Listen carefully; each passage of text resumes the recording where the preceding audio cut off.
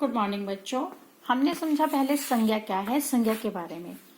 अब है सर्वनाम। सर्व मतलब सब, नाम सबका नाम।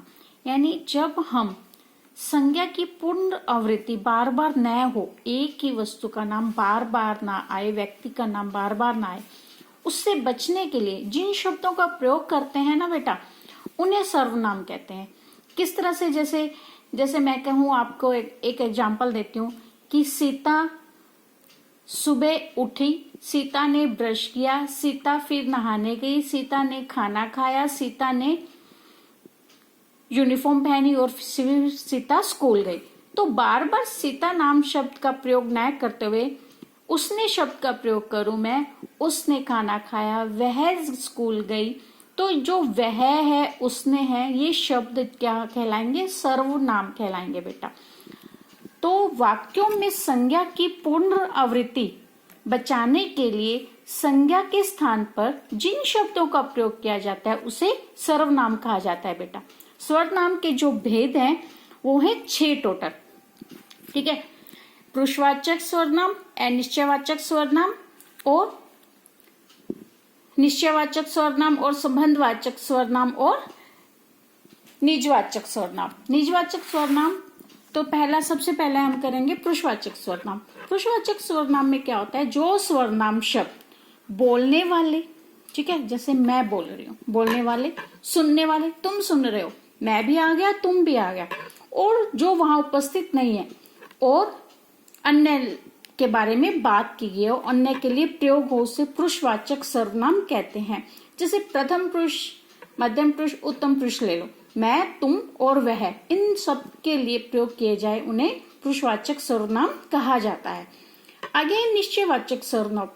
ये सर्वनाम शब्द वहां प्रयोग किए जाते हैं जैसे किसी विशेष व्यक्ति, वस्तु या घटना आदि का निश्चित बोध करवाएं, यानी निश्चित पता हो। जैसे मैं कह दूं कि यह घर मेरा है, तो निश्चित है कि यह घर मेरा है। मैंने घर के बारे में बताया कि यह घर मेरा है, या फिर ये पेन मेरा है। तो ये निश्चयवाचक, यानी जब हम यह, इसे, तुम्ही ने मेरी मदद की या इसने मेरी मदद की, तो मैं कंफर्म हूं कि इसके बारे में निश्चय, कंफर्म जिसके बारे में हो, वो है निश्चयवाचक सर्वनाम। अनिश्चयवाचक सर्वनाम वह होता है जिसमें हम किसी व्यक्ति, वस्तु के संबंध में जब इस प्रकार की अनिश्चयपूर्ण स्थिति हो।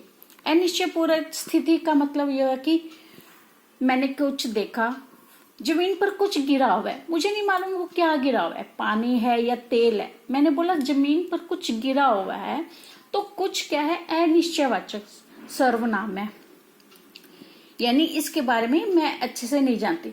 आपसे कोई मिलने आया, तो मैं उसे नहीं जानती, तो ये अनिश्चयवाचक सर्वनाम है। प्रश्नवाचक सर्वनाम। प्रश्नवाचक सर्वनाम क्या होता है कि जो सर्वनाम किसी व्यक्ति, वस्तु, प्राणी, घटना आदि के बारे में प्रश्न का बोध कराए, ठीक है, उसे प्रश्नवाचक सर्वनाम कहते हैं। जैसे प्रश्न का, जैसे किसने तुम्हें यह पत्र दिया, या कौन था जो आया था, प्रश्न किया जाए। जब जिन व्यक्ति, वस्तु या घटना आदि के बारे में प्रश्न का बोध हो, यानी क्वेश्चन आए, उसे प्रश्नवाचक सर्वनाम कहा जाता है। जैसे किसने, किसको और कहाँ शब्द का प्रयोग किया जाता है। नेक्स्ट हमारा संबंधवाचक सर्वनाम। संबंधवाचक सर्वनाम वो होता है बेटा जो प्रधान उपवाक्य में आए और संज्ञा या सर्वनाम के साथ आश्रित वाक्यों का संबंध जोड़ने का कार्य, यानी आपस में संबंध जोड़े, जो एक वाक्य के दूसरे वाक्य के साथ। जैसे मैं कह दूं कि जो करेगा वो भरेगा, ठीक है, जो करेगा वो भरेगा, तो इसका अर्थ क्या हुआ? यानी इसका संबंध दूसरे के साथ है ना, यानी वही भरेगा जो काम करेगा, ऐसा। या फिर जो परिश्रम करेगा वही सफल होगा। तो एक दूसरे के साथ संबंध है, एक वाक्य दूसरे पर आश्रित है, उसे संबंधवाचक सर्वनाम कहा जाता है।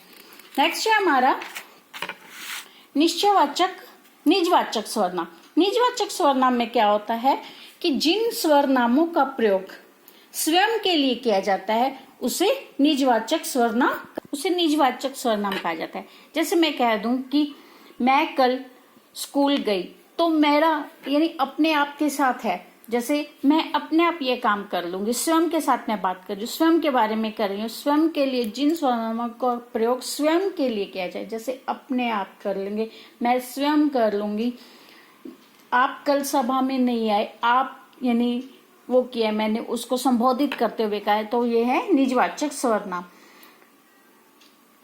तो ये है हमारा जो सर्वनाम का टॉपिक था, जिसमें हमने 6 भेद जाने। कौन कौन से 6 भेद हैं उनके बारे में जाना। पुरुषवाचक, निश्चयवाचक, अनिश्चयवाचक सर्वनाम और संबंधवाचक सर्वनाम, इन सब के बारे में जाना। उम्मीद है आपको ये सर्वनाम का टॉपिक समझ में आ गया होगा बेटा। आपके इसके नोट्स बनाएं।